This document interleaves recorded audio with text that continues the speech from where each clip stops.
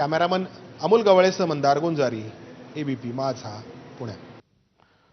विधान भवनामध्ये bogus pass प्रकरणी आणखी 2 आरोपींचा सहभाग असल्याचं समोर आलंय।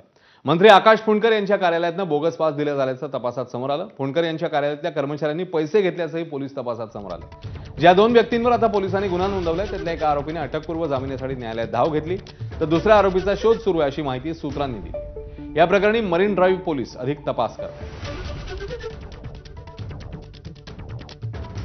तर बनावट पास प्रकरणी कामगार मंत्री कार्यालयाचा कोणताही संबंध नाही असं स्पष्टीकरण मंत्री आकाश फुंडकर यांच्या कार्यालयाने दिलं। पाससाठी कोणतेही विनंतीपत्र दिलं गेलं नाही आणि पास सुद्धा वितरित केला गेला नाही असंही फुंडकरांच्या कार्यालयाकडून स्पष्ट करण्यात आलं। बनावट पास प्रकरणाशी संबंधित शिपायाने परस्पर पास मिळवून संबंधितांना वितरित केल्याचं निदर्शनास आलं। या प्रकरणी संबंधिताला तात्काळ कार्यमुक्त करण्यात आल्याचं फुंडकरांच्या कार्यालयातून स्पष्ट करण्यात आलं।